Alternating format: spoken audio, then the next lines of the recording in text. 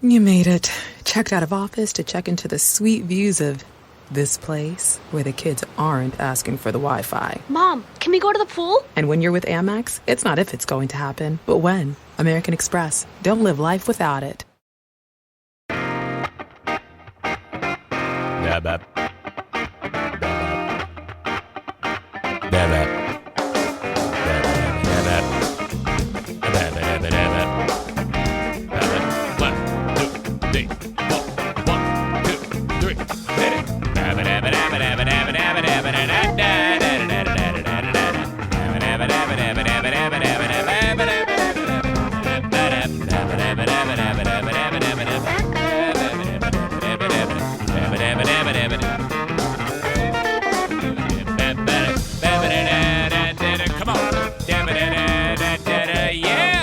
Welcome into the Eric Zane Show Podcast. It is Tuesday, the 7th of June, the day before World Book Jim's birthday again. I just realized something really dumb, and I did it in the middle of the night that I realized that I did something really dumb. I spent a considerable amount of time yesterday, and in fact, leading up to yesterday, talking about, oh, man, I love the fact that Monday, the 6th of June, that is the 3.5-year mark since I've been podcast. It's 3 years, 5 months. Wow. What a dipshit. I've done this before. This is not a first-time extravaganza. This is, what a fucking clown I am. Cannot believe how dumb I am. Seriously. Yes, it is completely 3 years, 5 months, 1 day now that I've been podcasting. God. All right. Well, I'm excited. I'm just dumb, bad at math, I guess. Sometimes I think I'm okay at math, but I just lost sight, I guess. I don't have any excuse. I'm actually getting embarrassed and warm right now. This needs to come off. So I don't sweat my face off. Yesterday, wow, I tell you what. I had a lot of challenges that were coming my way yesterday, and let me start with this one. I've got Throat/Dale running around the house telling me about how he's going his power washing job. Him and his lovely better half, Sarah, are power washing the house. And I'm like, just no messing around. I don't want to hear about random sex acts from my neighbors, seriously. But, oh, yeah, we're going to do this, going to do that. And I go, yeah, okay, blast away. And when it comes to the front of this house, the trim, we're going to be repainting it real soon. So go ahead and blast off as much paint as you can. All right, I got it, Zane. I'll do it. Okay, sounds good, buddy. I'm going to go take the dogs for a walk. This is where it got wonky. I was attacked again by an insect. This has happened before when the insect flew into my ear in Tennessee. I mean, it was devastating. This one, though, not my ear, my eye. Now, who hasn't had that happen? But I've got 4 dogs. I'm walking 4 dogs. And it flies into my eye. And then, now, I don't know if it flew in my eye and stuck in my eye meat or just hit the eye and bounced out. By the time I got home and looked at the eye, there was no creature inside of the eye. So I got that going for me. But from the moment the thing hit my eye, I'm like, oh, fuck. Oh, Jesus. What the? So I'm like, I'm trying to like blink it out. They always say, don't rub your eye or it'll work its way to your brain or something like that. I don't know what this creature had on it that made it so devastating, but I had to turn around and walk back. I mean, I was probably 400 yards from the house, 4 dogs. They're all pulling me in each. It's hard to walk these damn dogs, let alone when it feels like a 2x4 of lumber in your eye. It's like, what the fuck, man? And I'm trying to, I'm going to take out my phone and reverse the camera and look into my eye, but then I realize that I can't see things close up anyway, so I'm not going to, this is stupid. Plus with 4 dogs, not like I'm going to be able to hold it still. So I just decide to walk back to the house with like one eye closed, like fucking Popeye. So I'm like, I have an easier time closing my right eye than I do my left eye, but I'm walking down the street as best I can. I'm keeping the eye closed, and it's extremely painful, and it starts burning. Like, it went from, it feels like there's something in my eye to, it's burning.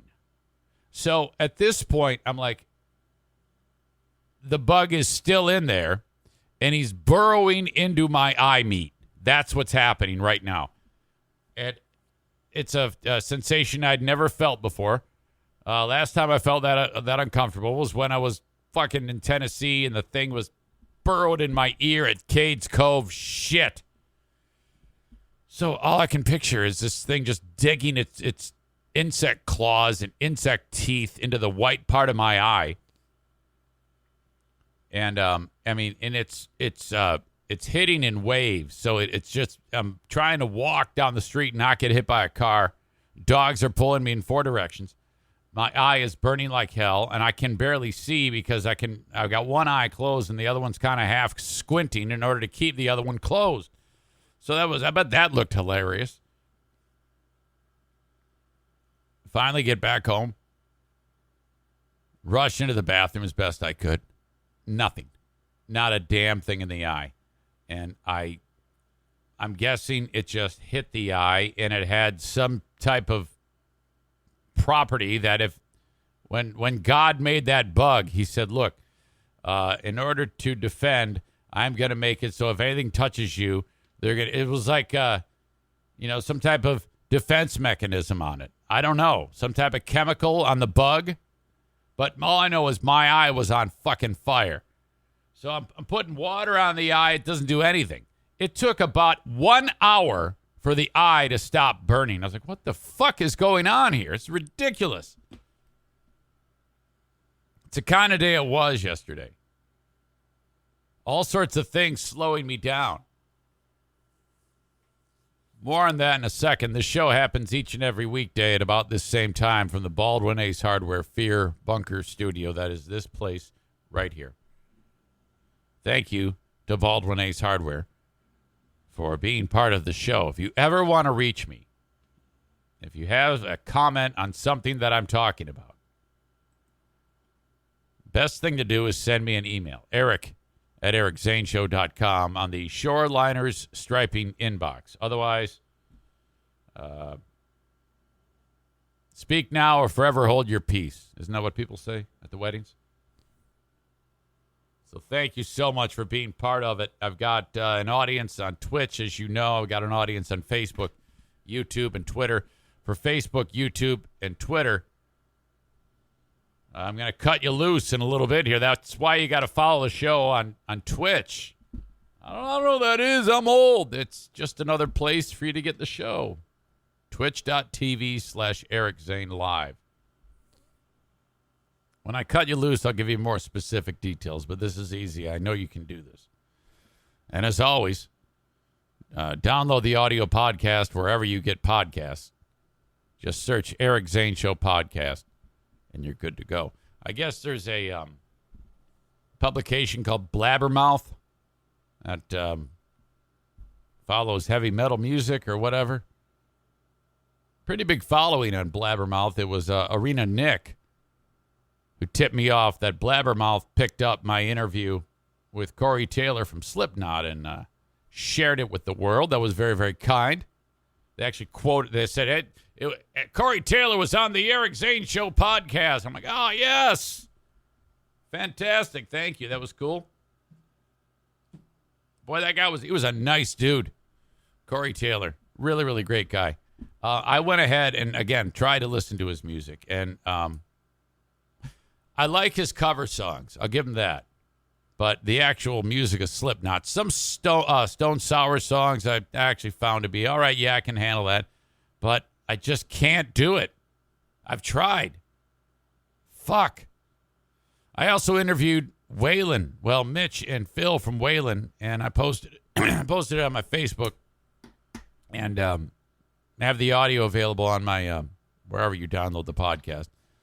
Always a good time. They have a remarkable story about how they connected with their new drummer, a guy by the name of Kai Chambers, this dude from Australia. And it's really a great story how this all happened. You can catch that if you want. We've got Smarter Than a Former Drug Dealer trivia today. Dale is going to take on, who was he playing? Oh, Randall. At 10:30. So, yeah, Dale at the house power washing. If you haven't yet reached out to Dale to get the house power washed, he really does a hell of a job. He's got this device, this tool that scrubs the cement. He's holding it. It's like a lawnmower, and it's these power jets just, oh, my God, does an amazing job on the cement. It looks like newly poured concrete. He also blasted the front of the house and got all the paint off that Kyle is supposed to paint, exposed all the rotting wood. Man, this house needs some TLC. And that was never more evident than when I was in this room, and then I hear what sounds like the power washer on the roof. And I guess Dale saw something, and I've seen it before, but out of sight, out of mind. I don't see it that often. So I had no idea how bad it was. I go walking out the back door because he texts me and says, "Come here, I got to show you something." And out the back door, and there's moss everywhere on the patio area out the back door. And I'm like, what the fuck happened here?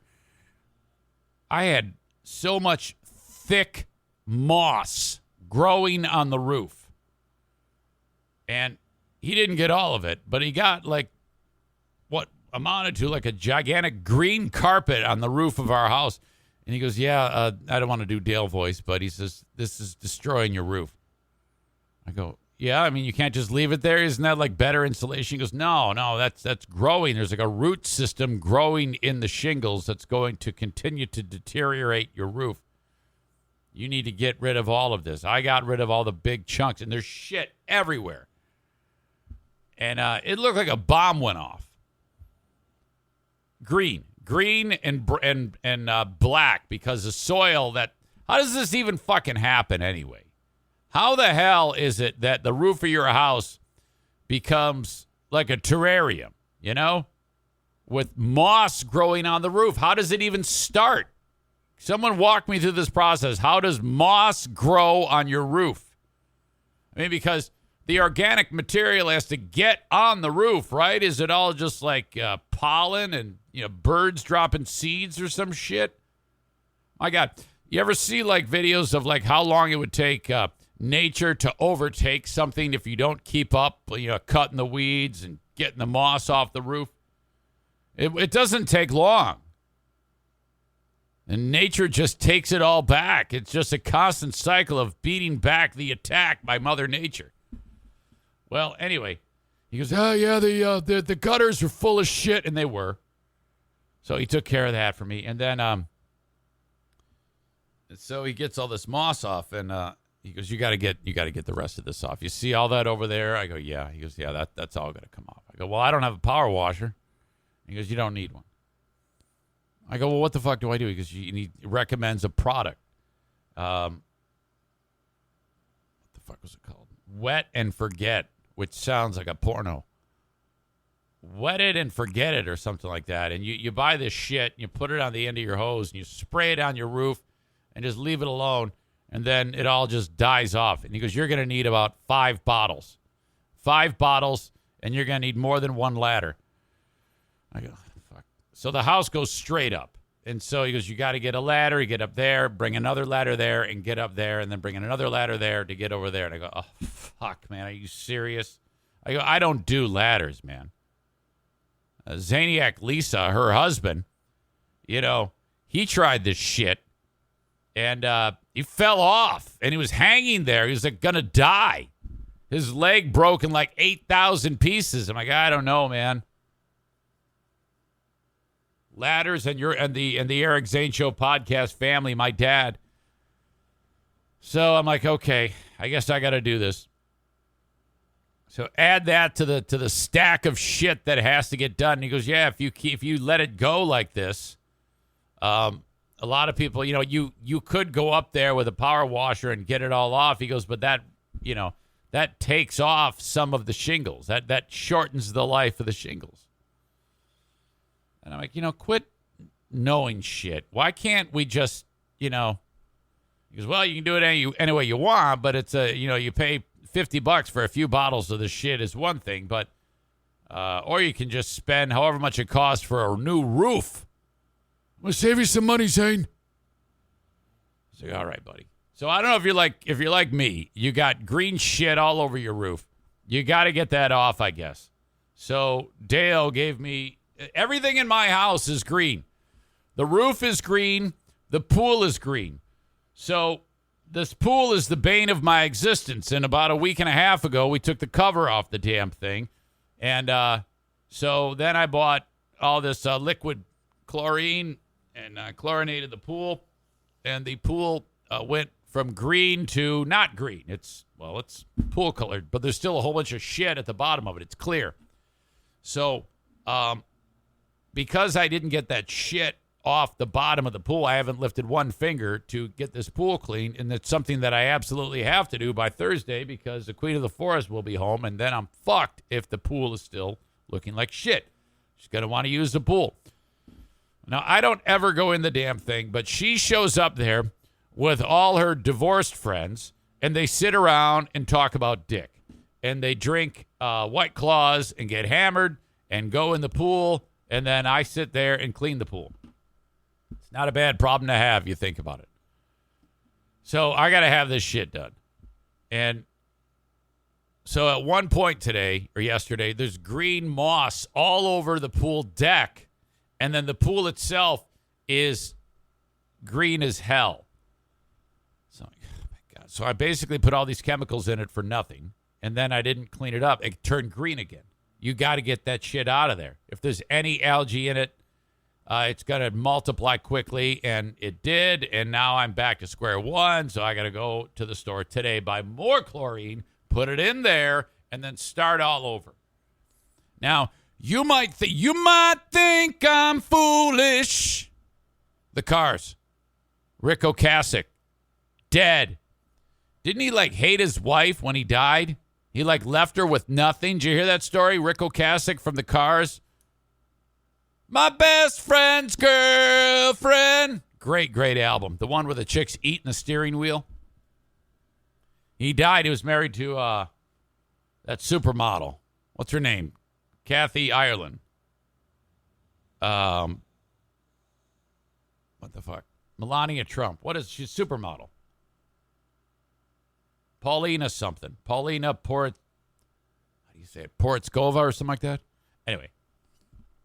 Died. She goes, oh God, I'm so sad you're dead. It wasn't the best of times, but we did have some good times. I'm just so sad you're gone. Let's read the will. I leave nothing to my wife. Fucking asshole. How did I get to there? ADHD running wild. All right, so I got to clean this damn pool. And since the Queen of the Forest left, what happened was the laundry room was full of dirty laundry, and I did every bit of it. And so if you're like me, you pull the laundry out of the dryer, and then you set it on a counter or in a basket, and then you don't fold it. That's the way it goes here. And then so all the laundry is clean, but it's stacked up everywhere in the laundry room. It's literally piles of clean clothing. And they need to get folded. So that's one of the 8 million things I have to do. Clean pool. Cut back lawn, which is a foot long. Again, green. My battle with green shit. Spray roof. Fold laundry. Clean bedroom. Scrub her brother's asshole today. That's part of it. So now, I don't ever want you to get the idea that I sit around here and do nothing. Yesterday, I had a whole list of things I had to do.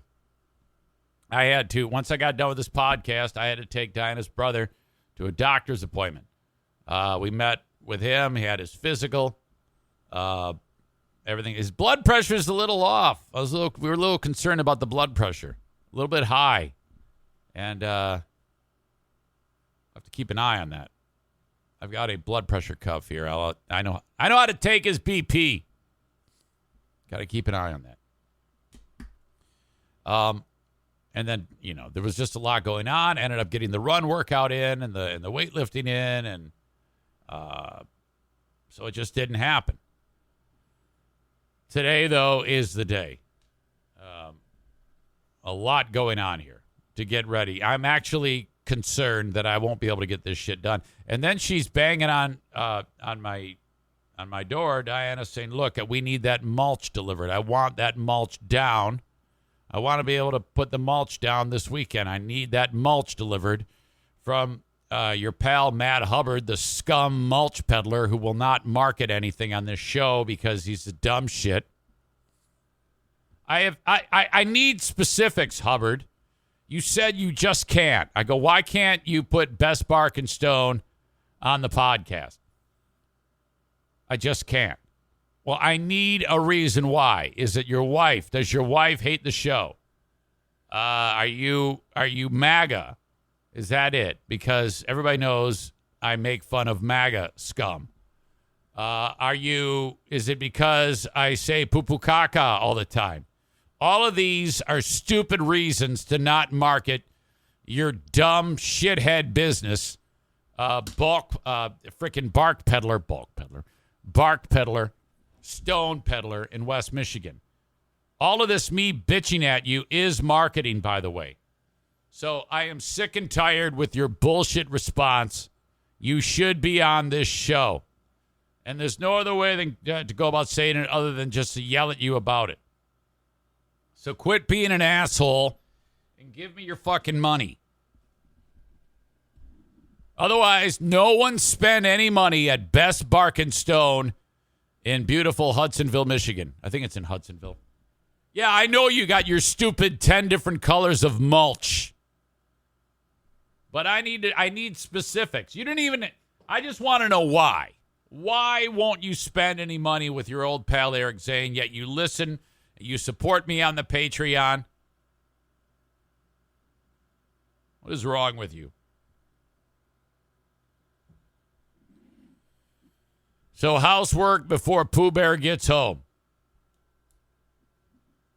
For the audience on Facebook, YouTube, and Twitter, I'm about to say goodbye to you. Just know that every day at this time, 8 a.m., I start this show. If you want to get it uninterrupted, live as it happens, download the Twitch app or go online to twitch.tv/Eric Zane Live. You'll find it. Once you get it, hit follow. You'll know when I go live. If you really want to help out your old pal Eric Zane, sign up for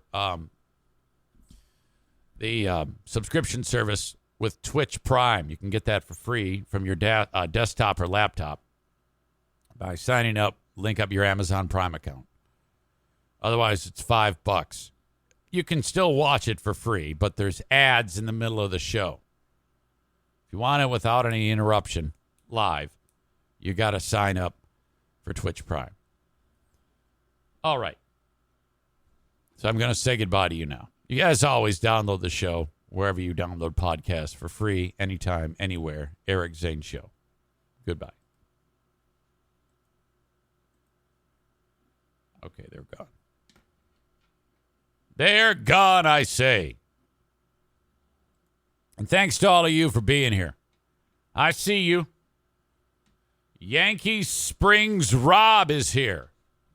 Don't know who that is. I can go over a list of you and let's see if I know who is who. Some of you I have known in the past, but I've forgotten. Wycon Rob. Nope. Virgo Praz. Nope. Tyler K. Yes.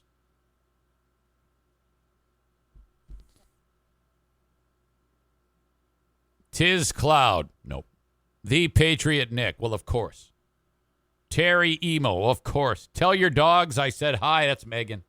Tarantula Farmer. That's Mitch. Spike Trap Claire.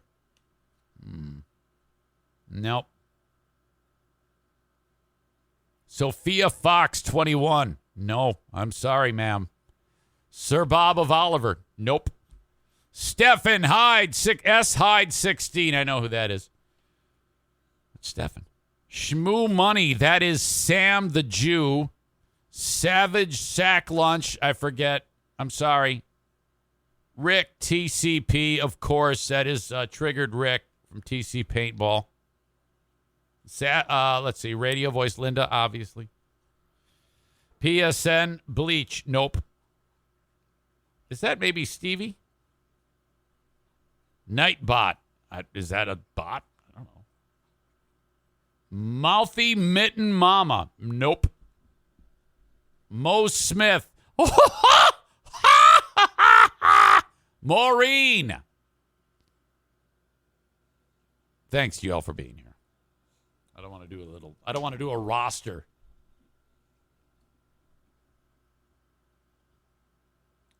All right. I wanted to save, first of all, let me mention this. Twitch and Facebook brought to you by Irvine's Auto Repair, Grand Rapids Hybrid, and EV. On Twitter, at Eric Zane Show, brought to you by Blue Frost IT. And YouTube, brought to you by Frank Fuss, My Policy Shop Insurance. I am again going to show you something that I've showed you before. Damn it. I am sporting the duct tape foot sling today because I am trying to repair my foot. See it? I know you're like, how does that even work? Trust me, it does. And you know what I did yesterday? I shaved my leg up here so it isn't so painful when I rip the duct tape off. And I've made it even more effective than the frickin' sock that you can buy. This is actually better. I can get more of a stretch with this because I can yank it tighter. I know this all sounds very sexual. But this is what I have to do to repair my foot. My heel for this plantar fasciitis is not an easy thing to beat. So when I'm not using the foot, I need to tape it up, okay, to promote healing. Because I'm serious about this Mike Ball thing. We are now 18 weeks away from the Grand Rapids Marathon, and I was humiliated last time. But I have to keep these little aches and pains in check. I ran yesterday. My fat ass got on the treadmill. It worked out pretty well. I did a couple of mile repeats. First one, 7:50, 2-minute rest. Second one, 7:35. My fat ass running at that speed hurts my fucking foot. So then after that, I got to heal it up. Here I am sitting with you right now.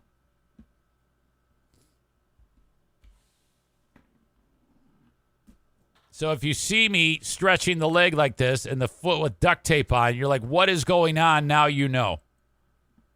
It's something you got to see.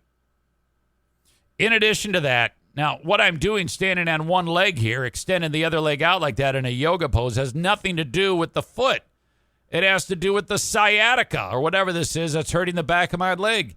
So I am like a beat up Mr. Potato Head right now. But honestly, if I stretch it, it feels fine. You're like, how in the world are you going to survive 18 more weeks of training and then beating Mike Ball? I don't know, but I'm committed. I am committed to that. It's going to be the same thing. You're going to be able to bet on either Mike or myself.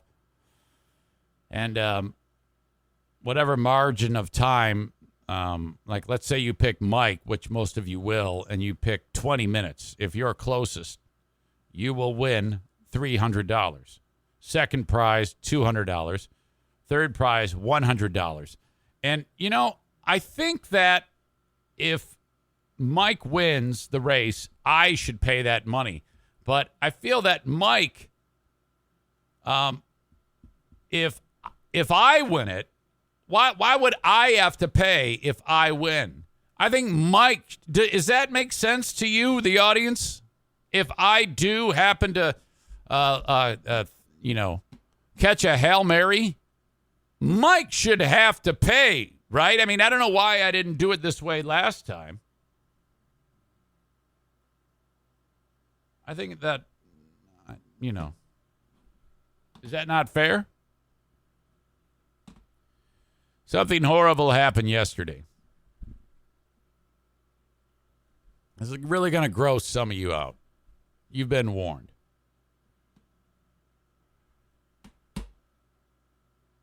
So I'm just going to tell you. There's no easy way to do this. This has nothing to do with human bodily fluids.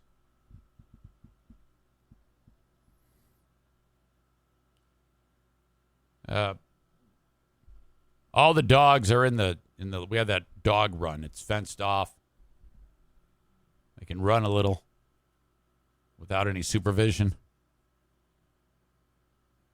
And it's time to let them in. Now as I approach them, though, I see O'Neill is at the gate looking like, hey, how you doing, best friend? It's time to go in. And he never does. He's the absolute perfect dog. He doesn't do any of these other shenanigans. Like when he runs away, he returns. Bruce, if he runs away, he's not coming back.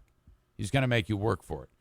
O'Neill never steals shit out of the garbage and eats it. Bruce does. Rarely has an accident in the house. The only drawback of O'Neill is he eats feces. Now, this is not a feces eating story. Don't worry. By the way, check out Bruce right now if you can. He's 1,000,000% on his back. He looks huge like that. He doesn't even look like a French bulldog. He looks like a fucking pit bull.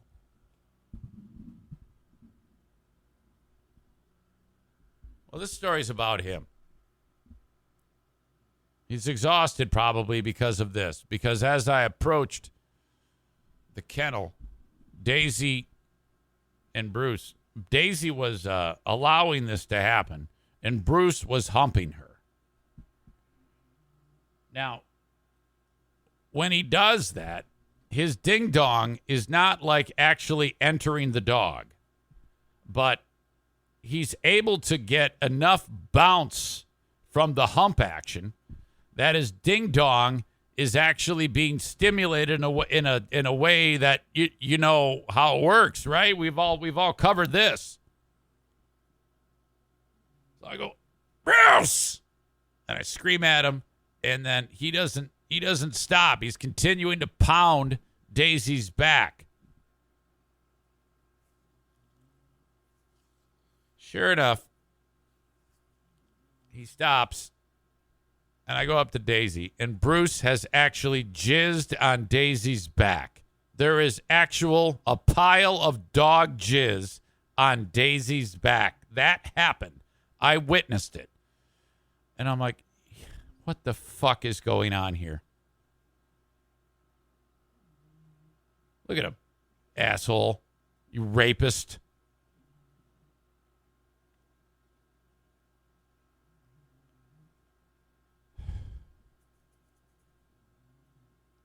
I've had to do a lot of things when it comes to taking care of these dogs. I've had to, pull various articles of clothing out of a dog butt before. Clean up piles of puke, piles of crap on carpet, wipe dog ass regularly, but never before have I had to wipe dog jizz off a dog's back.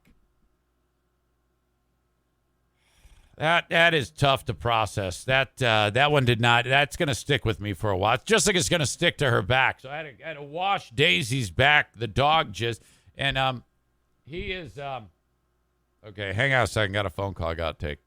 All right. Business. Business phone call on the show. Must take. Oh, my God. So that was just hideous. Thank you, Bruce. Today, I let them out, and for some reason, the first let out of the day, there's never been an issue where he takes off.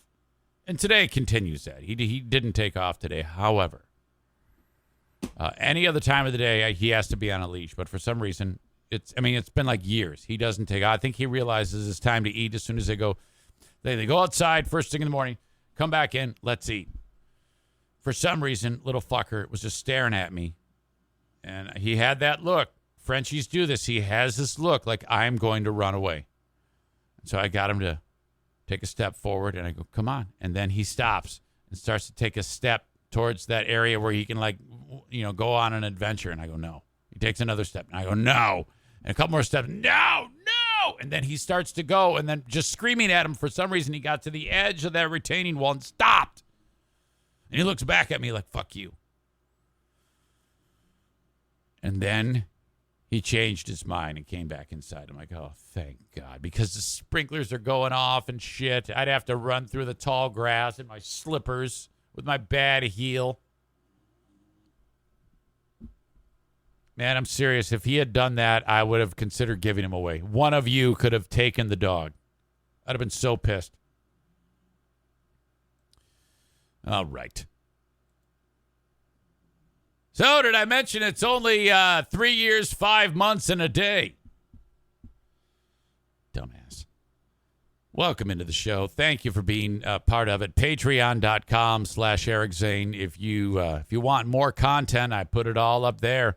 I do the free podcast every day of the week, and then I do more podcasting.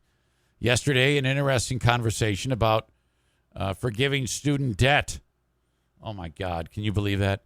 Patreon.com/Eric Zane. Patreon.com/Eric Zane. It's OnlyFans without the porno. I put a ton of content up there today. We're going to play Smarter Than a Former Drug Dealer trivia. If you could just throw $5 or $10 in my bucket, I'll make you very happy. $5 is all of the audio and the audio archive. And the $10 is all of that, plus the video archive, and live streams, including the Ben and Eric Patreon podcast. P as in Paul, A, T as in Tom, REON. Patreon.com/Eric Zane. The open and live stream of today's show is brought to you by A&E Heating and Cooling.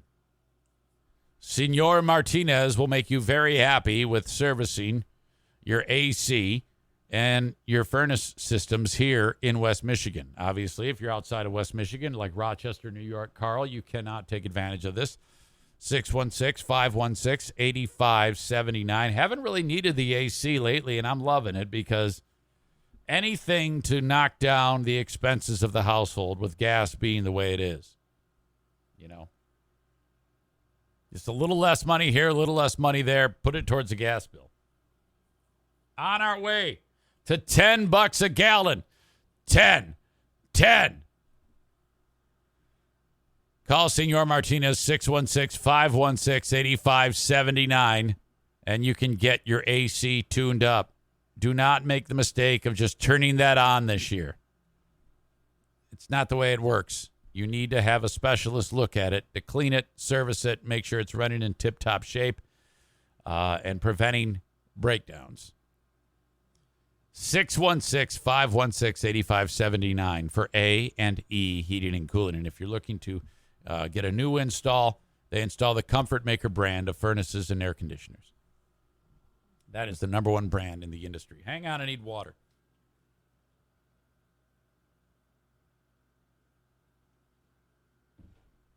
Hey, good news. I was just reminded of this. First of all, I admitted to you that I'm doing a terrible job maintaining my arsenal of weaponry. I've become very lazy in the care of them. Now, I don't have any kids that live here. And in the off chance that my grandkids visit, though, it probably would be a good idea to not have pistols laying all over the place. So this one was in the garage, And so I brought it up here. It's still not a safe place for it, this one. And then I couldn't find the 38. Remember I talked to you about that? The 38 in this huge bag of ammo is somewhere in the house. And I was like, well, at least I thought. I said, so if you hear about some crazy mass shooting with some dickhead waving a 38 around, it could be mine. Well, I found it. I found the bag full of weaponry and ammo. So we're good now. We are safe. Felt like Anthony Cumia. Where's my gun? Where's my fucking gun? Well, I found it. I know where it is. I just discovered it yesterday. I went, oh, there's my pistol. Fuck yes. Where's it been? I know. That's bad. It's bad. I'm going to do better. I promise you. Again, we're in this weirdo spot right now where I can't seem to keep anything clean in this household. I'm trying as best as I can. That's an excuse. I'm not. I'm not trying at all.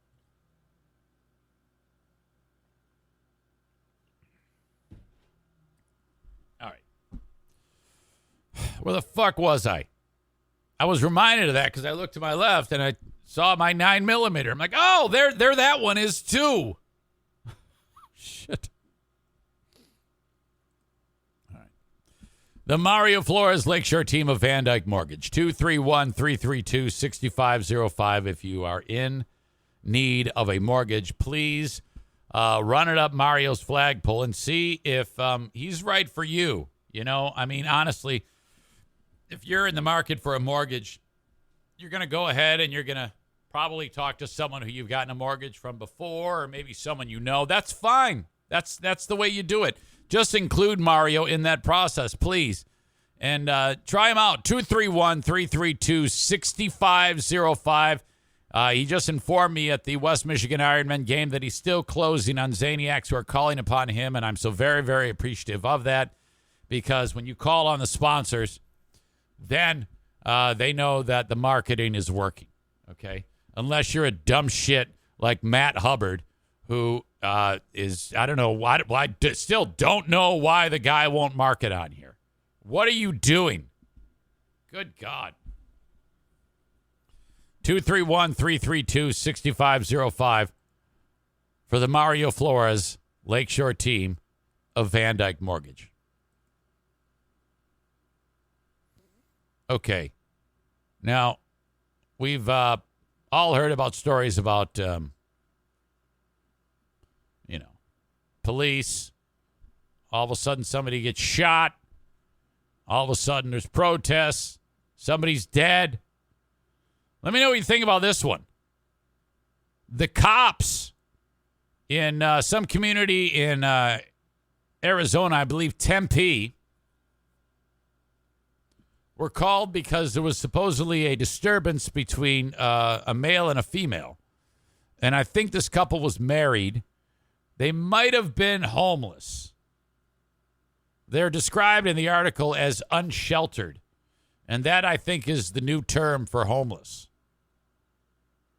You know, you can't just say homeless. You got to make up a term like unsheltered or roof sensitive or some other bullshit. Well, the cops show up, and while they're discussing the domestic issue between the two, it turns out they were just arguing.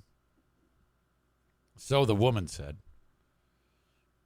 The guy says, hey, you know what? Are you done with me? Because I'm jumping off of this bridge and going swimming. And the cops go, well, we can't. There's no swimming there. So you're not supposed to. You're probably going to be ticketed if you go swimming there.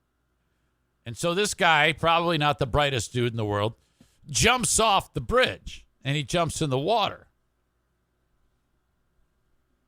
Okay, the story does not end there, though. This is really screwed up. Because the cop then, both of them, they hear, hey, help me. And they're like, wait, what? And the guy goes, I can't swim. Okay, well, the cops are looking at him like, oh, fuck, what do we do now? Well, he died. The guy drowned, and the cop, just before he went under, said, I'm not going in there after you. Holy shit. The article says a man drowned in an Arizona lake last month as he pleaded for help, struggling in the water. Cops standing by refused to rescue him, according to officials, and a body camera footage transcript. I'm drowning, Sean Bickings, 34, told Tempe Police Department officers. During the May 28 incident at Tempe Town Lake, according to a video transcript released by the city and reviewed by Insider. One officer responded to Bickings, okay, I'm not jumping in after you. What, did these guys used to work in Uvalde or something? Moments after, another officer instructed Bickings to swim over to a pylon. The guy can't swim. Yeah, swim over there. And the guy goes, please help me. Please, please, please, Bickings said, according to the transcript. I can't touch the bottom. Oh, God, please help me. Help me. This is terrible. Holy fuck. Bickings, whom city officials described as an unsheltered Tempe community member, drowned. He's dead after he jumped into the lake but didn't know how to swim. Tempe police, no, again, he's probably is dumb as shit, but, I mean, come on now. Tempe police referred Insider to the city when asked for their response to the incident. In a statement, Tempe city manager Andrew Ching said police chief Jeff Glover called Bickings' death a tragedy. Tragedy is the new go-to word. People refer to 9/11 as a tragedy.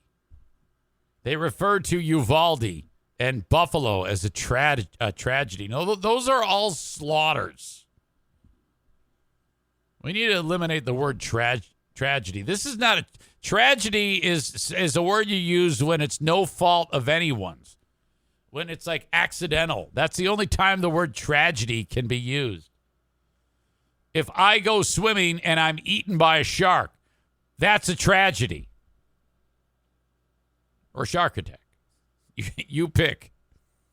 If Bruce jizzes on Daisy's back, that is, in fact, a tragedy. This is negligent homicide. Police body camera footage released by the city shows what led up to the moments before, or actually, it shouldn't be negligent. Well, that's manslaughter, right? Negligent homicide is a manslaughter? This is a manslaughter. Footage shows the city shows what led up to the moments before Bickings jumped into the water. Tempe officers were called to the scene just after 5 a.m. May 28th about a reported dispute between Bickings and a woman who identified herself to police as her wife. Cops arrived. They spoke with Bickings, and the woman, who officials said cooperated with police, denied that any physical confrontation had taken place. He didn't do anything wrong, she said. We have a bad habit of interrupting each other sometimes. Sounds like my old radio show. The woman told the officers, according to the police body camera video. Officials said Bickings climbed over a 4-foot metal fence, jumped into the water as cops were running the couple's names through a database check to check on any outstanding warrants as part of a standard procedure. There were none. Neither were detained for any offense. Seconds before Bickings jumped into the water, he said to the cops, I'm going in for a swim. I'm free to go, right? Cops said, well, there's no swimming here. And then one cop said, how far do you think he's going to be able to swim? Shortly after, one of the cops could be heard saying the subject had jumped into the lake. The drowning was not included in the video footage being released by cops. And instead, a disclaimer was shown saying, due to the sensitive nature of the remaining portion of the recording, a transcript of the sensitive portion of the event is being provided for full transparency. Moments after Bickings went into the water, a cop said, "So what's your plan now?" Fuck. And the guy said, "I'm going to drown." He told him. Bickings began saying, "I'm going to drown." Now, if I'm the cop, I don't know. I mean, I would be in the water the second he said that. I mean, I would go in, and then I'd grab him, and I'd punch the shit out of him for making him jump in there to save his life. But I mean, you gotta go save this slob's life, right? During the ordeal, police said Bickings' wife argued with her, saying, "I'm distraught because he's drowning right in front of you and you won't help," according to the transcript. Earlier in the transcript, an officer said to the woman, "If you want to help your husband, then talk to him into swimming over to there." Or talk to your husband into coming over. And he couldn't. He's going up. He's breaking the surface. "Help!" And then going under. Breaking the surface. "I'm drowning." Fucker can't swim. At one point, two officers said the officer was I'm going to go get the boat, the transcript says. The city said Bickings was able to swim 30 to 40 yards before then indicating he's in distress. This is a homeless dude. This isn't exactly fucking Michael Phelps here. It added he soon went under. He soon went under and did not resurface. This is fucking terrible. I mean, I admit that the homeless population needs to be thinned out, but I mean, not like this. The three Tempe officers who did not step in to save the drowning man were put on leave as the Arizona Department of Public Safety and Scottsdale Police Department investigated the officers' actions, the city said in a statement on Friday. Yeah, this is, I don't know. I mean, if you're the cop, how do you make that decision to not save that guy knowing you are on camera? I mean, you got to have some degree of awareness to know that, hey, this is going to end poorly. I don't know. I mean, I could probably get Jason Schaefer on here to ask him his thoughts. As you know, 10-year law enforcement career.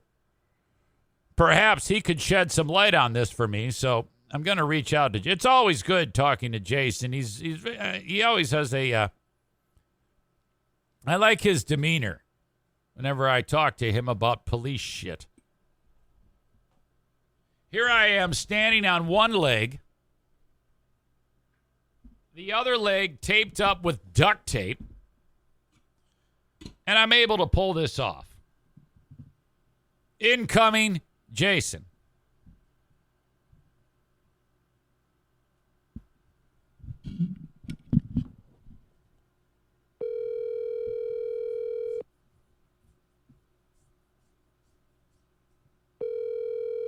He might be in bed. A lot of the times, he works overnight shift. Hey, what's up, buddy? Hey, good morning. I was just talking police stuff. Yeah? I don't know if you were listening at the time. No, actually, I'm working on some plumbing right now. Oh, sorry. I'm sorry to bother you if this is okay, but No, it's okay. I'll give you the background. Tempe, Arizona, 3 cops, homeless couple arguing.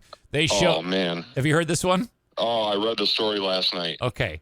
So these cops did they do the right thing? Dude, listen. There is like a certain amount of things that you don't do because, it's just not safe, whatever. But at the same time, one of the biggest pet peeves I've ever had as a police officer was people who say, well, you signed up for it. Like you signed up to get shot at. You signed up to get in car chases. You signed up to, get fought with. And that's not necessarily true. But you know what we did sign, people who are police officers do sign up for? To help other people. Okay. And just, try to save life wherever you can.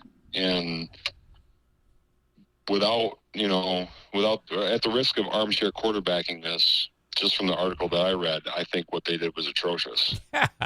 Holy fuck. Yeah, I was like, oh my God. Just ridiculous because I don't know, it just seems real callous to stand there and watch a dude drown. I know. I mean, even if they were at first they were like, you jumped in and swim yourself back to the pylon or whatever and hold on. That's, I understand it. I don't agree with it, but I understand it. But at what point in time does he go under the surface and not come back up? And before they all look at each other and say, "Oh shit, we got to jump in and save this guy," and actually do it because that's what you signed up for. Correct. MFers, and there are plenty of people that would do that wear the badge and the uniform, and there are plenty of people that want to or would have wanted to that would have had no problem doing that, and these three jackasses make it look bad for everybody. Yeah, it's terrible. God, man. It's just like with all the stuff happening nationwide and locally where police officers have a black eye and the public perception is. All right, a word for Fitbod, which is an app that is going to help you get in shape, stay in shape, help you to live longer, avoid injury, be more durable, and just overall improve your quality of life and your health. Believe me, I know what it's like to start and stop exercise programs. The Fitbod app, though, is helping me stay motivated. There's no question that my overall strength being improved because of the Fitbod app is going to help me destroy Mike Ball in the Grand Rapids Half Marathon coming up in October. At the end of this, I'm going to tell you how to take advantage of the Fitbod app. After you download the Fitbod app and you put your information about your age, your weight, your fitness goals, things like that, it's going to tailor specific workouts for each of your body parts for each days of the week. It's a fantastic way to track what you're doing and stay on top of it and keep you motivated. That's what I love so much about this. Basically, they take the guesswork out of what you're supposed to be doing. Gone are the days when you just march into the gym and start slinging around weights and hope that something works out. What's going to happen to you there is you're going to lose motivation because you're not going to see any results, or worse, you're going to get hurt. Tapping into the Fitbod app is going to help you achieve your goals. And trust me, after you start seeing the results of all the hard work you're putting in, you're going to stay motivated. That's the key. And with Fitbod guiding you every step of the way, that's going to happen sooner rather than later. It's time to quit talking and finally start doing something. Hey, I'm right there with you. I've eaten myself out of shape and I'd like to get back into shape. The Fitbod app is going to help me do that. Let's get motivated and do it together. You can build your fitness habit and become a better version of yourself with Fitbod. And how about this? You get 25% off your subscription or try out the app for free when you sign up now at fitbod.me/Zane. So let me say that all again, okay? You go to fitbod.me/Zane and you can try the app for free. You can also get 25% off of your subscription when you do that. fitbod.me/Zane. 25% off when you sign up today at fitbod.me/Zane. The future will be amazing, and that's all well and good. But what about today? You can feel the rush of a 400-horsepower Nissan Z, or climb to new heights in the all-terrain Nissan Frontier. Light up the road in the all-electric Nissan Ariya that feels like a sci-fi dream come true. The future will be great, but today is made for thrill. All you have to do is get in a Nissan and drive. 2023 Ariya and Z not yet available for purchase. Expected availability is this spring for 2023 Z and this fall for 2023 Ariya. Very, very bad right now. That's the last thing you need is something else to point the finger and say, see, these guys are just as bad as everybody else, because one of the things that you swear to, I mean, you hold your hand on a Bible and you hold your hand out, your other hand up in the air, and you swear by an oath to protect life and liberty. And as far as I'm concerned, if you're not jumping in after a dude that's under the surface for 30 seconds and you don't know where he's at, you're not protecting life. I talked to you the other day. If you had the opportunity to be a cop, would you want to do that job these days? No. Yeah. Part of me, yes, but for the most part, majority, no, because the public perception is just not good, and you get scrutinized by, the public and by the media and by your administration for everything you do nowadays. Let's say you're on a traffic stop and you cuss at somebody. Well, guess what? You're getting called into the IA or chief's office. Oh yeah. And if you pull a weapon and unholster your weapon just to potential of something happening, you're going to get called in the office. It's like I wouldn't want to do it these days. I really wouldn't. As always, I appreciate your input on these stories. You bet, buddy. Anytime. Okay. Are you going to bed? Didn't you work third shift or something? Yeah, but I got plumbing work I got to do. So is that code? Is that code for something sexual? No, she's not even here. No, we're remodeling a bathroom. So I'm trying to get on the ball here and get this thing done. Okay. And so I'm just kind of like working on it whenever I get a chance. Gotcha. So Yep. Yeah. Hey, you got somebody for trivia today? Yes, I'm good to go. Thank you. Good to go, man. All right. All right, buddy. Sweet. Thank you. Hey, have a great day, bud. You too. See ya. Yep. There you go. Jason Schaefer. Oh, man. I can't imagine someone being that cold-hearted. Well, he went under. Shrug. Holy shit. That just seems like the type of thing that's going to haunt you for the rest of your life, I mean, how can you be so fucking callous? Jesus. I don't understand. A federal judge has denied an Arizona prisoner's bid to delay his own execution. This guy has been on death row since 1984. My God, that's a long time. Again, in the United States, there is no swift, severe, and certain punishment. That's why the death penalty is not a deterrent. Hey, you're convicted to die. 30 years later, you're still alive. Hell, 40 years later. This scumbag killed an 8-year-old. And this prisoner was suing, saying I should not be put to death because the way the execution is going to go, it will be painful. And this judge has rejected the inmate's appeal, saying that the United States Constitution, quote, does not require a pain-free execution. Oh, my God. This is U.S. District Judge. I love this. Michael Liberty. His decision keeps on track Wednesdays. It's going on tomorrow. The scheduled execution of Frank Atwood, who argued the state's death penalty procedures would violate his constitutional right against cruel and unusual punishment by subjecting him to unimaginable pain. Atwood's lawyers, who has a degenerative spinal condition that has left him in a wheelchair. I wonder if that's the same thing the NFK had, which we corrected. Would undergo excruciating suffering if he were strapped to a gurney while lying on his back during his lethal injection execution. I don't know why the United States, we don't just blow somebody's head off with a shotgun.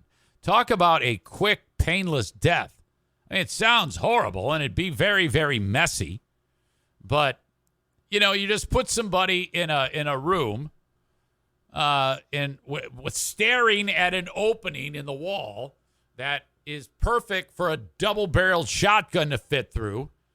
And then you can't see him, and you just strap him in there, and kablamo, he's done.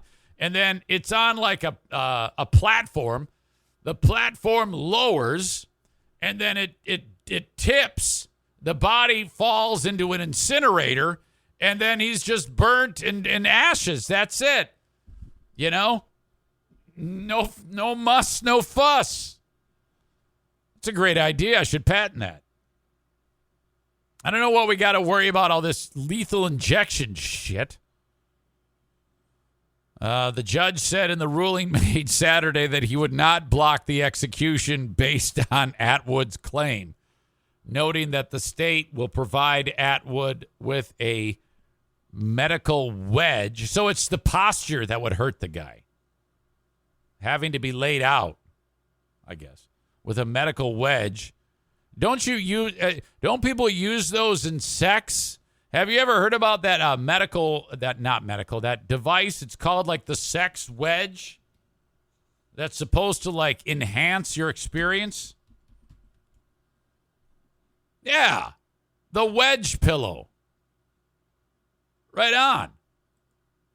See? I'll show you. I'm not going to show you anything graphic, but if you look at this is supposedly supposed to help things. This wedge action here. So here you got a little jungle fever going on, and it's about to go down, and the wedge is supposed to hit all the good parts. So there you go. That's a marital aid from your old pal Eric Zane. Look at these two. That's interesting.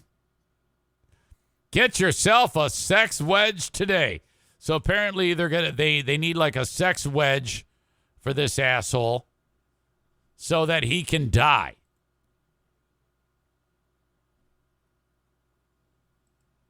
Let's see here. Medical wedge.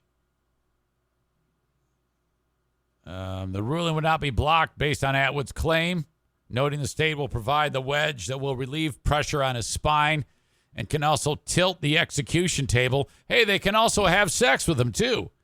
He said those accommodations will minimize the pain that the plaintiff experiences when he lies on his back. So this guy has been milking this. He's like so happy that he's been able to pull this scam off for this long. I shouldn't be killed because I got a bad back. Yeah, no shit.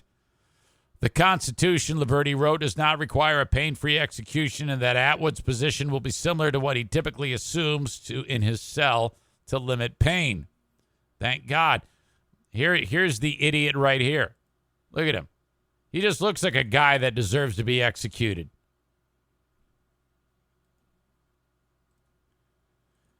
The judge also rejected challenges to the drug the state plans to use and dismissed Atwood's claim over this is a really, really weird world we live in where you can do something that heinous. I mean, if that person that he killed were alive today, he'd be in his mid-40s with a family. You think about all the hardship and the pain that has been caused to this family. And this guy's lived a full life in prison. How unfair is that? Liberty rejected challenges to the drug that the state plans to use and dismissed Atwood's claim over the Arizona's use of the gas chamber, saying it was irrelevant because he will be executed using lethal injection. The challenge of his method of execution is one of a flurry of last-minute appeals by this murderer. He's also asking the Arizona Supreme Court to delay his execution while his lawyers pursue claims that he is actually innocent of killing the little girl. That court denied a stay late last week, but is now considering a new claim. There's a lot more to this, but in a sense, he's going to die tomorrow. As usual, the family says, I don't think you ever really get closure. That's the real victims here. Even when the guy dies, the family's always like, it doesn't change anything for us. In my opinion, the only thing that could give you closure, if I'm a parent and one of my family members is murdered, to me, I don't get closure unless if I can get an axe and actually hit the guy in the head with it, which is where my brain would be. That's what I would want. I would actually be the one who would want to slaughter the killer. And that, I think, may alleviate it. I would actually, if they gave me the opportunity, would you be willing to shoot this guy in the face with the shotgun? Would that help you in your grief? I would say, yes, I would be happy to do that. And I should be able to torture him ahead of time. That's where my mind would be. But every time you hear about somebody dying by the death penalty in the United States, takes 50 years for fuck's sake. And then family's like, oh, yeah, it doesn't change anything. I feel terrible all over again. It's an awful experience. It didn't do anything for me. And then some big wig will say, justice has been served. And the family's like, yeah, no, not really. If you would have let me shoot him in the face, I would, or been able to hit you with the axe, then perhaps justice would be served. And then I should be able to march over to your house and take out one of your family members. In fact, I should have been able to do that first.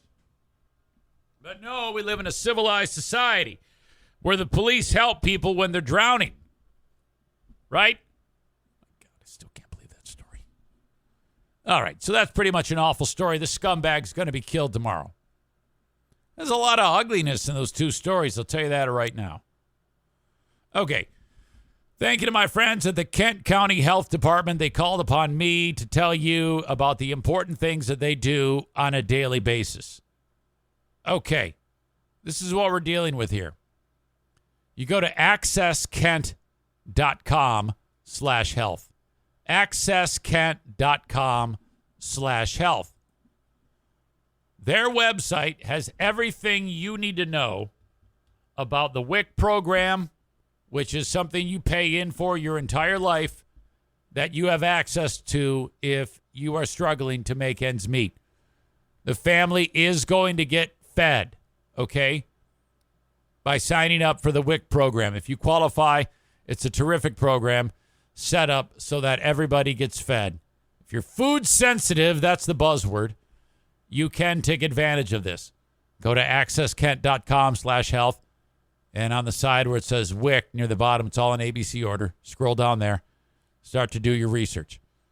Immunizations. If you cannot afford immunizations for your loved ones, your kids, measles, mumps, rubella, things like that, you got to get those vaccinations before you send them to school. I'm not trusting the government. Shut up.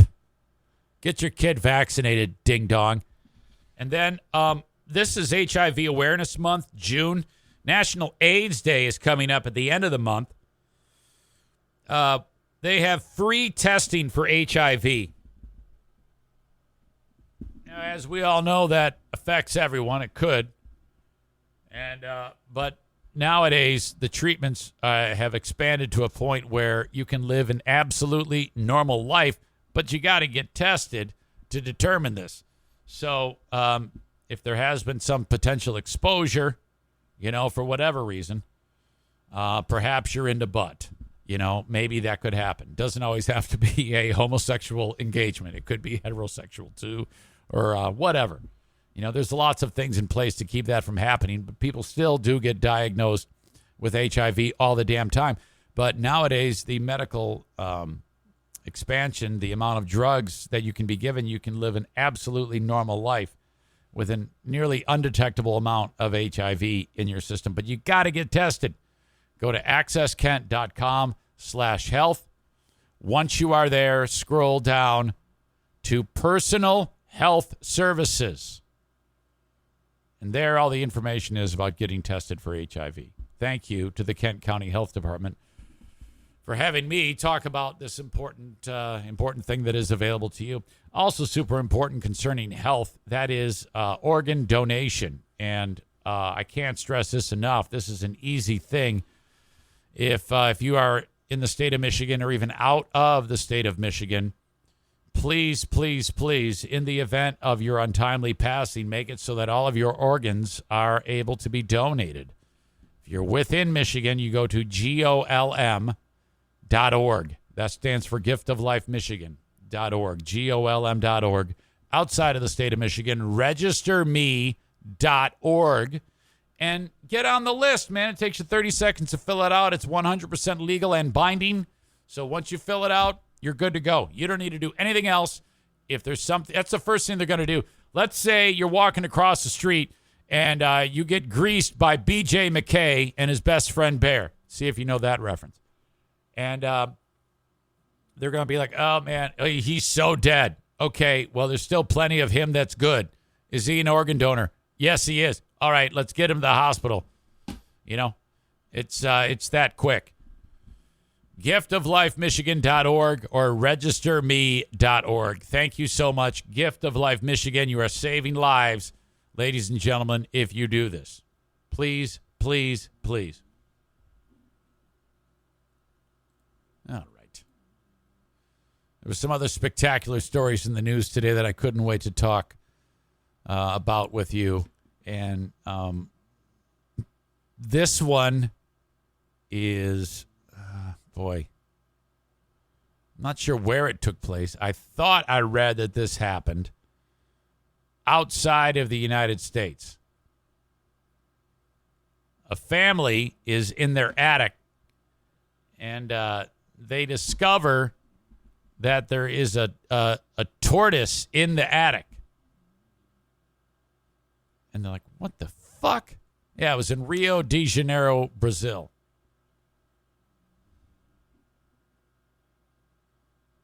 And they're like, what is this tortoise? When was the last time we were up here? How did a tortoise get into the attic? And then some of the family members start looking at each other. They're like, wait a minute. What? The way this goes is a while ago, the family lost the tortoise. It was a pet.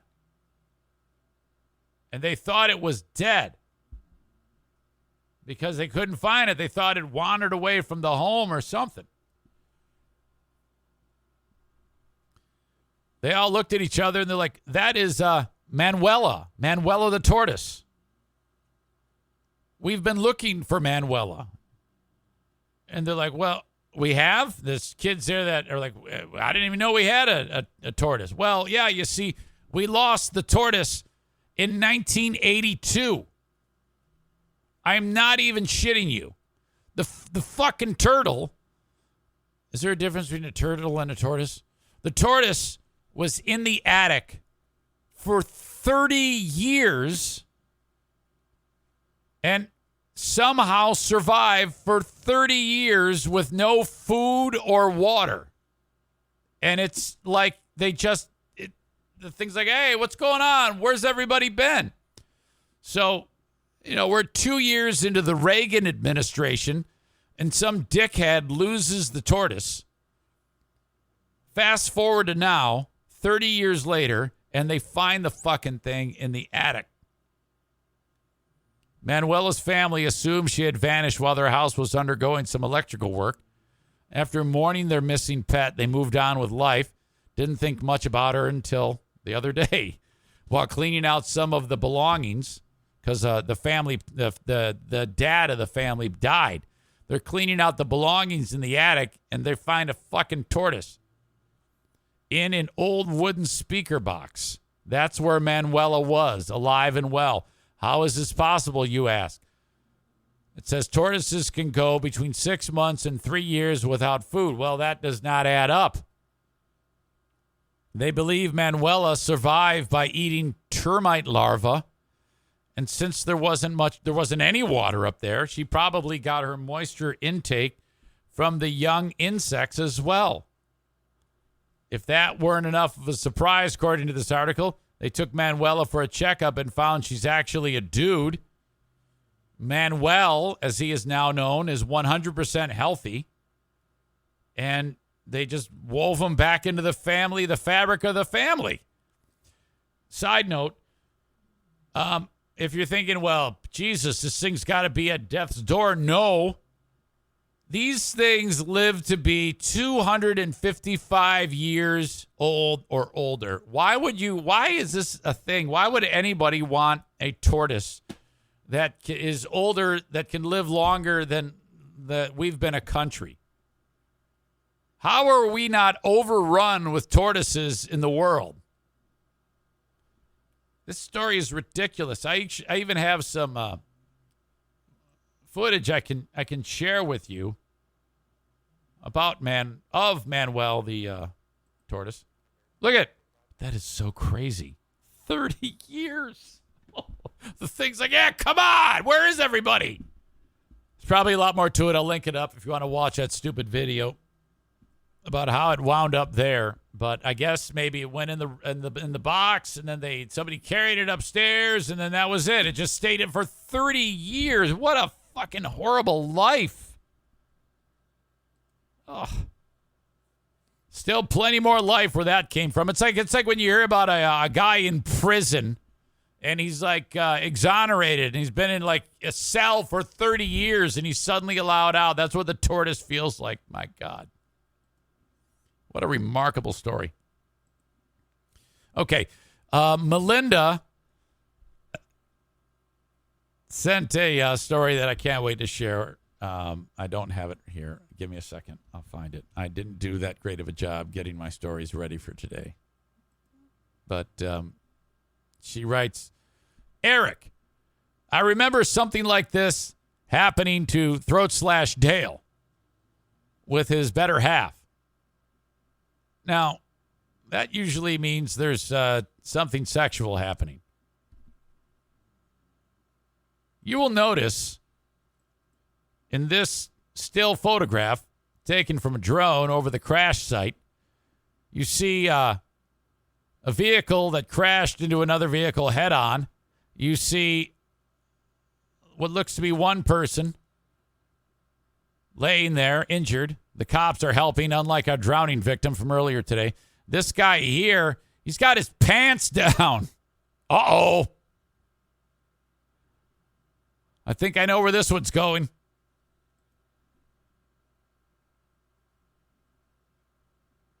The man and the woman were headed northbound in an SUV when the driver became distracted by his passengers. What was happening?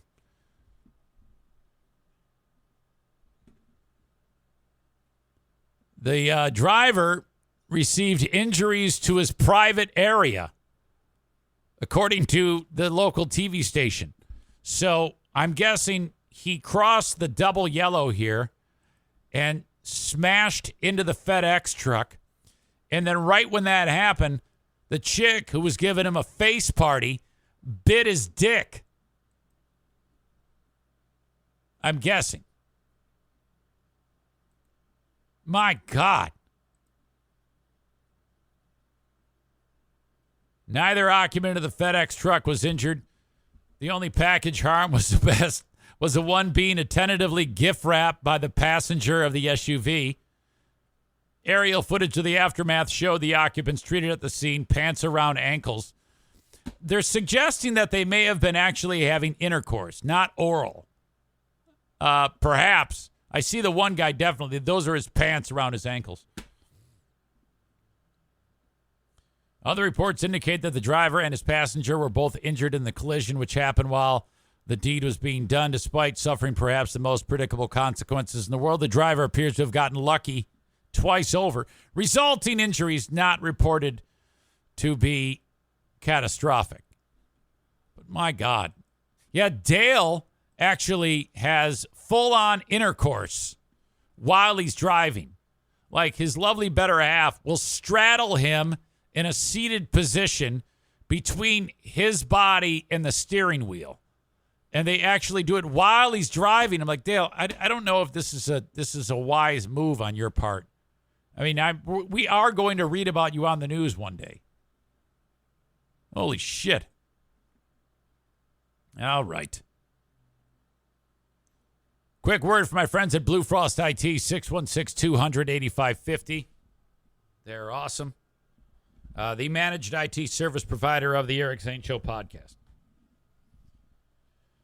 They work for your business, making sure that things keep operating smoothly. If you have any type of tech inside of the workplace and you're looking to maybe upgrade, sit down with Blue Frost IT and get a complimentary consultation about what exactly you need to buy. You know, if you just go and start buying new computers, new monitors, new software, whatever it may be, any type of hardware, you might buy too little, too much, or not the right thing. Sit down for a free complimentary consultation from Blue Frost IT. They'll help you in what you are going to buy. Heck, you're buying anyway. You might as well buy the right stuff.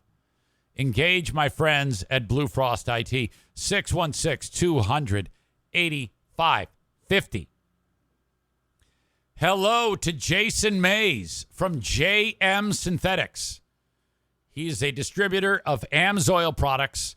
616-747-0233 is his phone number. When you go to jmsynthetics.com, you can shop by product, AMSOIL product, or by whatever piece of equipment you are buying for.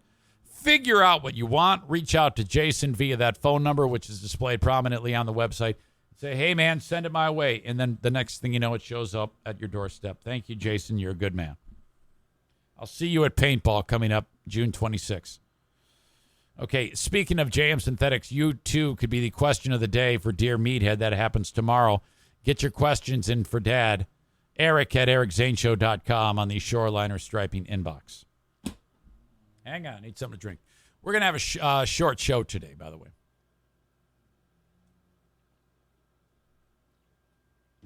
Maybe. It depends on if I get sidetracked or not. But I'm looking. I've got 2 stories left, 2 sponsors left, the asshole of the day, and 35 minutes. I'm guessing it'll be a little short. No big deal.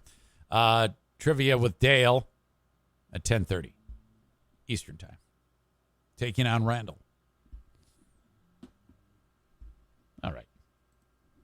Next up. The Tampa Bay Rays baseball team. This is the big LGBTQ month, right? Pride. I think there's a plus in there. I'm not exactly sure of the nomenclature that you're supposed to say. It used to be just known as Gay Pride Month, Gay Pride Parade, but now there's plenty more where that came from. I am not anti-nomenclature. I've even started to wrap my mind around calling people they, them. What do you want to be known as? I'll try to accommodate you as best I can. I'm probably going to forget, but I will try. How does that sound? Will that make people happy? I sure hope so. That's the best I can do. I will try. This is Pride Month. This is the month where in 1969, the Stonewall Uprising took place. That was a bar run by the mafia in New York City, gay bar. And the cops started to muscle in saying you can't be gay or something like that. It was a real shit show. It turned into a fucking riot and people got the shit beat out of them. And oh, my God. And that was the beginning of the equal rights thing for gay people. The beginning of it, you know. And most would agree that that struggle still continues today for our gay brothers, sisters, and whatever else you want to be known as. But we are at a place in the world where, you know, most people want to be accepting. I would say all of you listening, I would be surprised if any of you were bigoted. Like, I hate you because you're gay. That would be terrible because there's several people that I know and love who listen to this show who are gay, and I would never want them hurt or anything like that. And I have several people that I know who I know and love who are gay, and I wouldn't want to hurt them. And I didn't always feel this way. I used to be a bigot. I was an asshole. I was a homophobe. I didn't. Well, first of all, I grew up in a time when I didn't even know that gay people were everywhere. I've told you this before. It never occurred to me that anyone when I was growing up in high school would be gay. And if you were gay, that was an abomination. But as you know, I change with the times. And now I love everyone, you know, even you people that wear MAGA hats. Mostly.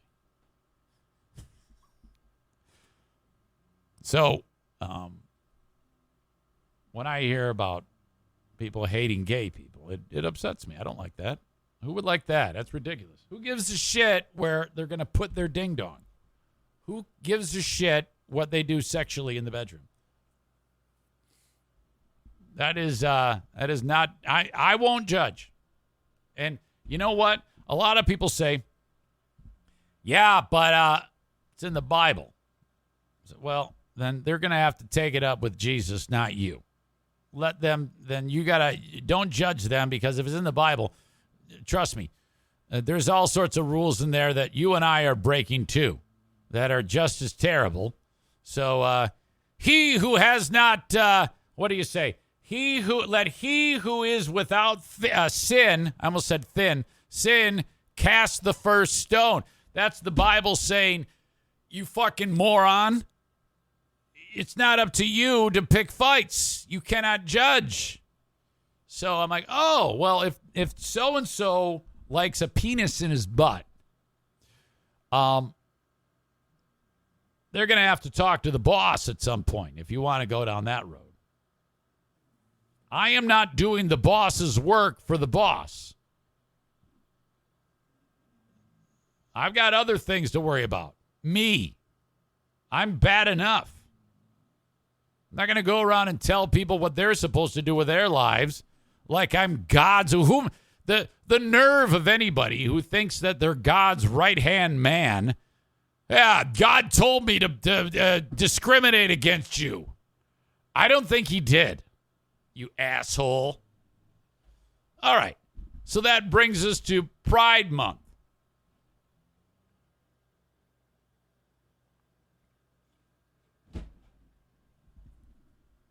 This is a time for parades, rainbows, all that shit. I saw the Red Wings logo with a pride symbol on it. I'm like, oh, that's nice, very accepting. You really can't go wrong. The only people that would have a problem with that are, okay, even if you're a bigot and you hate gay people, you don't want the world to know that. That's not a attribute. That's a negative thing. So if you do hate gays, I don't recommend that you voice that. You might want to keep that to yourself, because that's frowned upon in this day and age. Okay? So I guess hate gay people as much as you want, but keep it to yourself. And for the love of God, don't out yourself by discriminating against gay people. And maybe over time you will interact with some of the local gays and you will understand that these are regular people. They just don't put their ding dong where you put yours. Or they don't put their mouth where you put yours. That's it.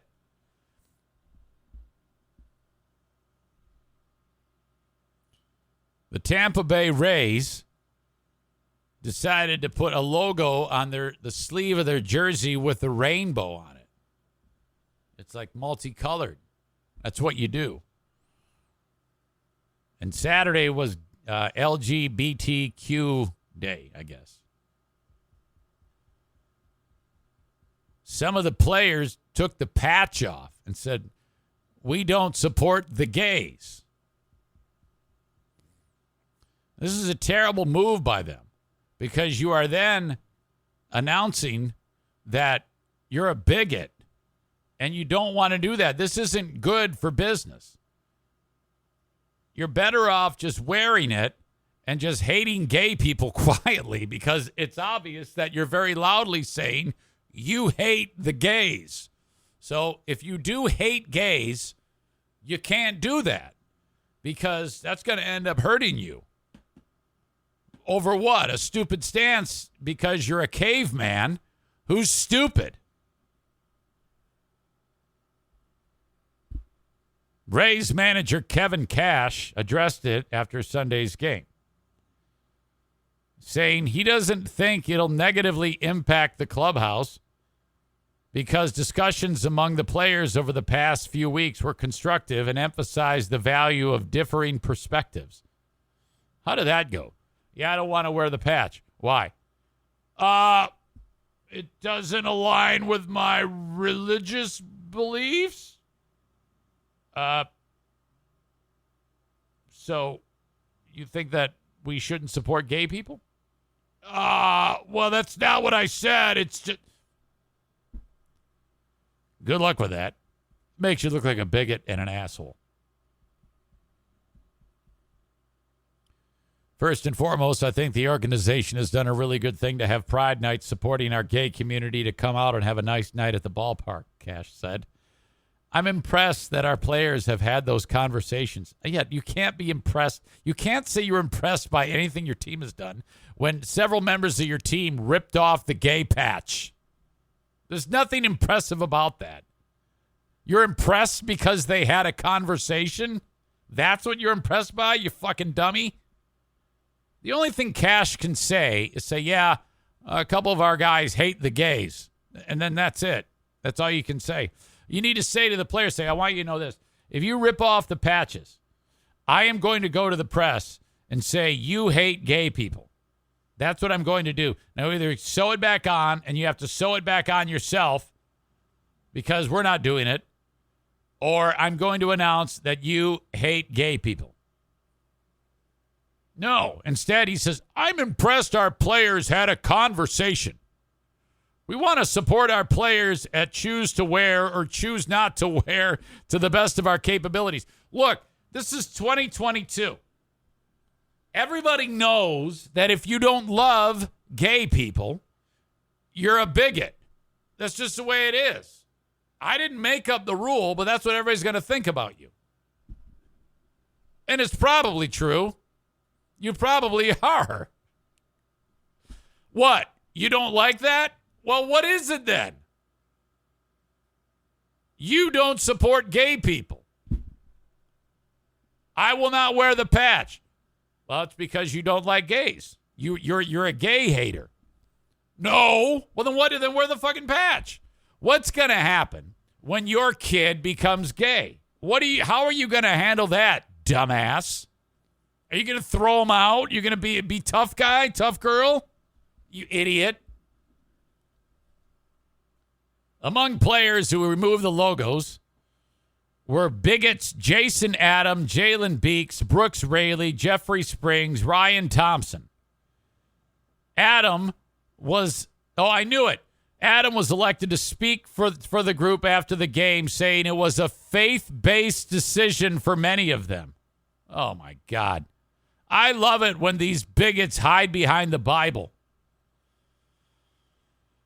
It's a hard decision, Adam told the Tampa Bay Times, because ultimately we all said that what we want is them to know that all are welcome and loved here. No, they're not. They are not. How can you possibly say that? We don't support you, but you're loved? You asshole. What the fuck? Look, you can go ahead and make that decision. But this all comes down to don't piss on my back and tell me it's raining. Just say this. Gays suck. We hate gay people. And that's the end of it. Don't tell them they're welcome and loved here, you asshole. I would have much more respect for you, whatever your name is, Jason Adam, if you would just say, homosexuality is wrong and I hate gay people. I would have more respect for you. Instead, you're being a pussy about it, saying they're all welcome and loved here. He then says, when we put this on our bodies, I think a lot of guys decided it's just a lifestyle that maybe not that they look down on anybody or think differently. They do. Just admit it. Of course you look down on them and you think differently.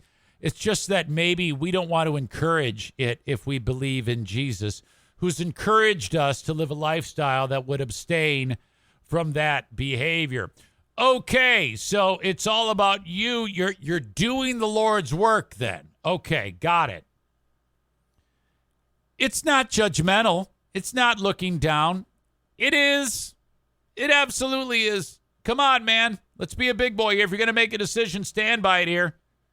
Just dig your heels in and do it the old-fashioned way.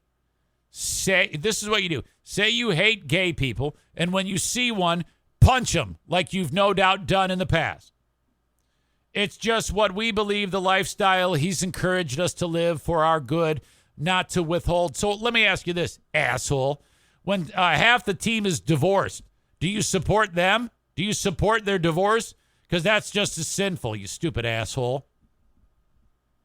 But again, We love these men and women. We care about them, and we want them to feel safe and welcome here. Too late.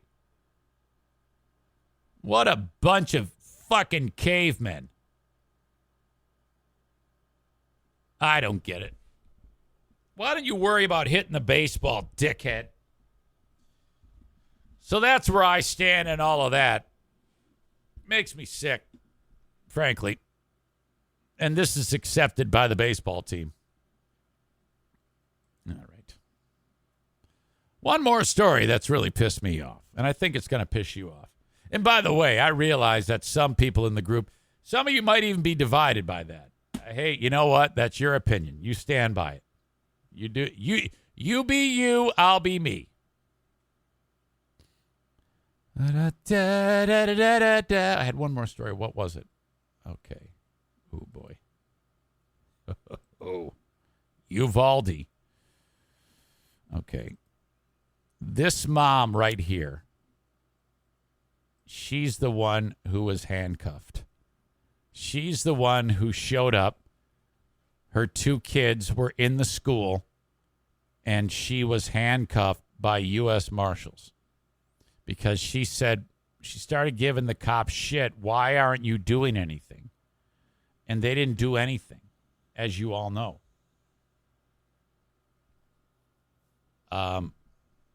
She was handcuffed, and now she is coming out and saying, not only was I handcuffed, but I've been getting threatening phone calls since I've started to talk about it, saying, you better shut up. My God. It's so crazy to me that school shootings have gotten to a point where it's become so much more than just a school shooting. I long for the days when just crazy people walked in and shot up the school, you know, where there wasn't all sorts of sidebar stories like Oxford High School, where the parents provided the gun or the school did a horrible job in keeping the students safe, you know, and now this, where cops decided that they didn't want to go in and help because they're cowards. A Uvalde mother is speaking out now. This is the woman that I showed you, Angeli Rose Gomez. Her children survived. She actually ran into the school when no one would and got her kids out of the school. This is after she was handcuffed. She's saying that happened. She was begging police to rescue kids from the school at Robb Elementary on May 24. She said to CBS News she went to the scene after hearing about the shooting. You know, they were having a fucking cookout outside of the place for 78 minutes. When she arrived there, the gunman was still inside, and so were her 2 children. She could hear shots being fired. I haven't listened to it, but there's 911 calls from inside the actual classroom where there was dead kids everywhere.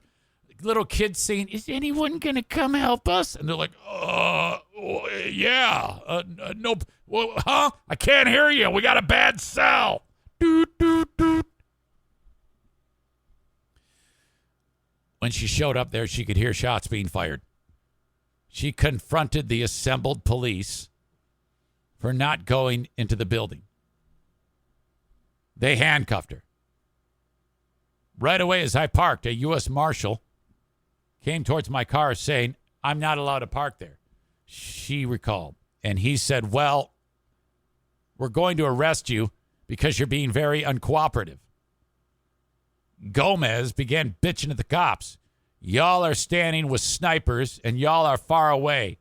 I got to go in there, she recounted, saying. The officer then immediately put me in handcuffs. Gomez says that a local officer convinced the marshal to remove the handcuffs. This is what they're doing as opposed to going in and shooting that fuck in the face. In a May 27th tweet, the U.S. Marshals denied placing anyone in handcuffs, saying deputy marshals never arrested or placed anyone in handcuffs while securing the crime scene perimeter. They're lying. Gomez said after the handcuffs were taken off, she ran into the school to save her sons. They're like, come back, come back. She's like, fuck you. She got into the school, went to the classroom, ran out with her kids while these fucks stood around and did nothing. I was just thinking that they could have saved many more lives, Gomez told CBS News. They could have gone into that classroom, or maybe 2 or 3 would have been gone into. But now Gomez says that someone is trying to silence her. She told CBS News that she's received threatening calls from someone in law enforcement who wanted her to stop speaking out. She claims she was told that if she continued to talk to the media, she would be charged with a probation violation for obstruction of justice. So who knows? Maybe she did something in the past. I don't know. Be a violation of probation. Stay out of trouble or something. Who knows? Gomez did not specify further who the call came from. Law enforcement has faced sharp criticism for the response to the shooting. 3 days after the shooting, the director of Texas Department of Public Safety told reporters the incident commander on the scene that said Arredondo made the wrong decision to wait at least 45 minutes before breaching the classroom doors. This thing, my God. Colonel Stephen McCraw told reporters that the commander believed that the gunman had barricaded himself into an empty classroom and that no children were at risk. He believed that it had transitioned from an active shooter to a barricaded subject. A week later, video surfaced that seemed to show 911 dispatchers relaying info to the cops on the scene that they were receiving emergency calls from kids inside the class. Child is advising he is in the room full of victims, the dispatcher can be heard saying in the video. Full of victims at this moment. My God. And how is it that there haven't been, in this whole nonsense, this story, why haven't we heard yet about, lawsuits? Maybe they are. They're just not hearing about it. People being fired. God. What a frustrating story that is. Man. And there's... we can't talk about this without talking about gun control. In New York, they just changed the law.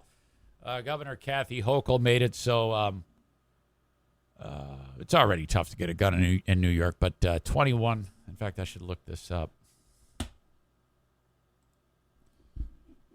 New NY gun laws, which it's not going to do shit.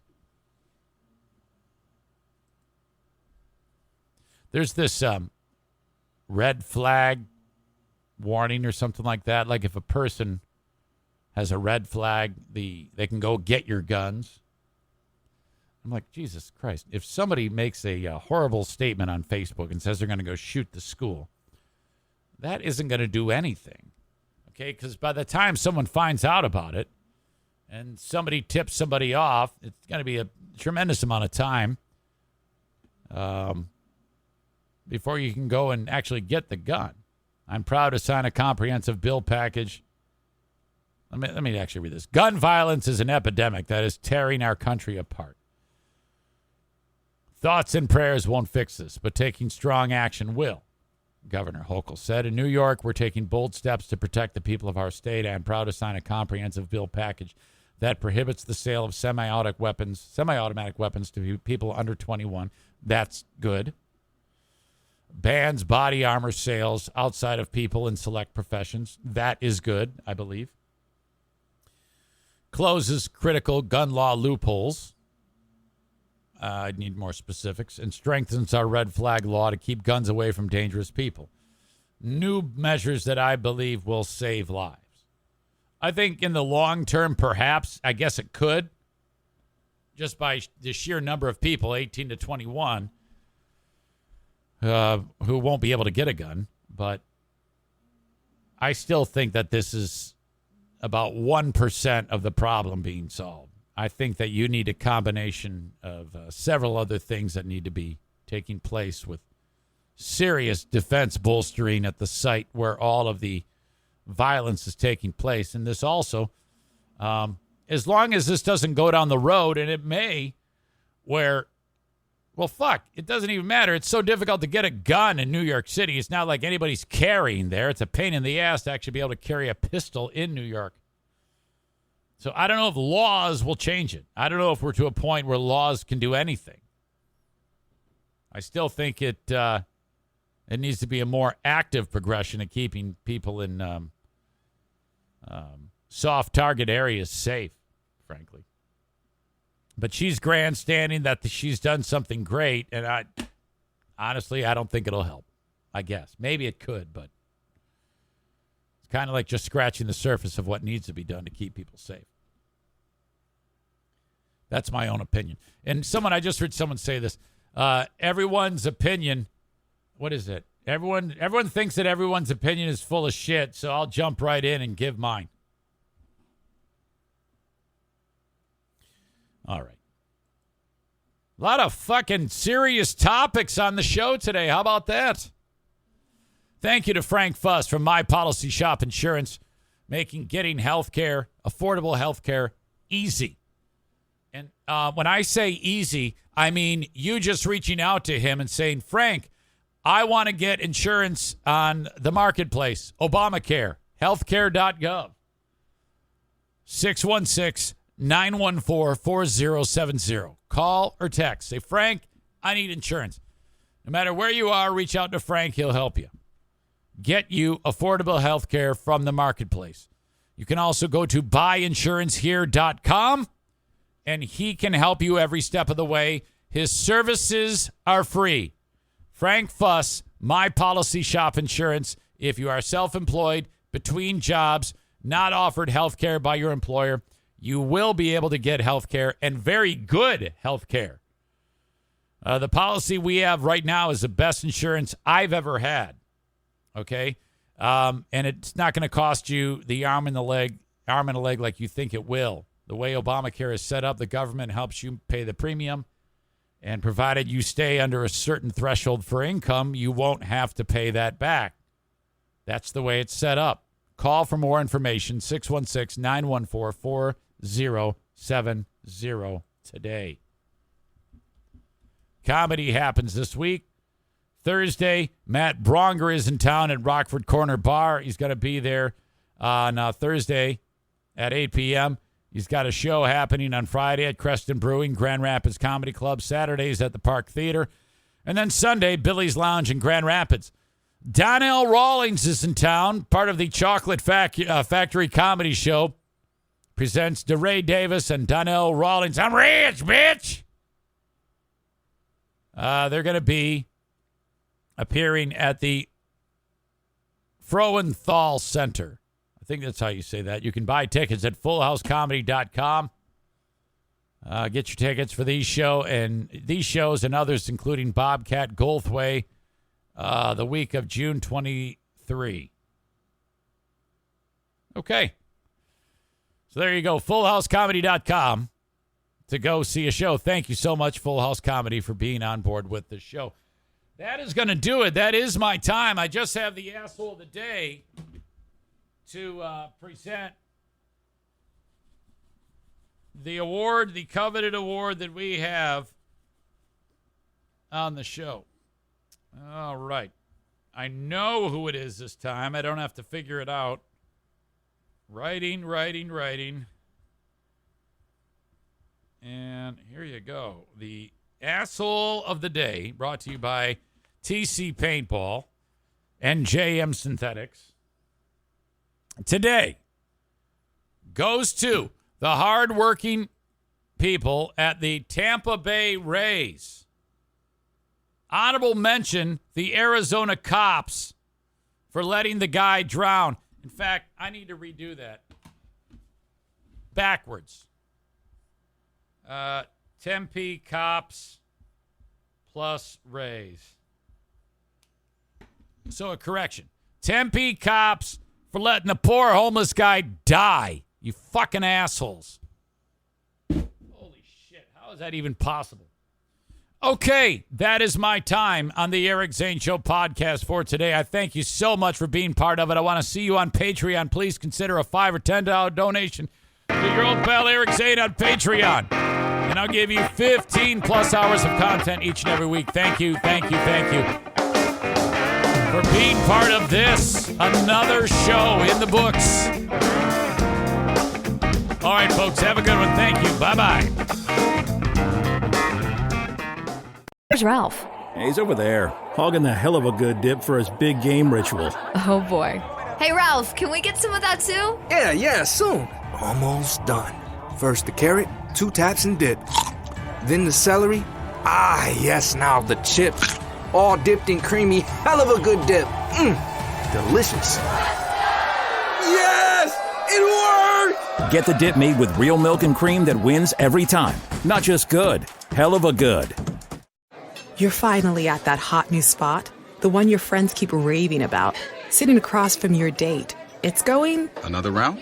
Really well. And that dish you've been dying to try, oh, it's headed your way. You can smell it, hear it sizzling fresh off that skillet as it comes closer, and served. Go ahead, enjoy.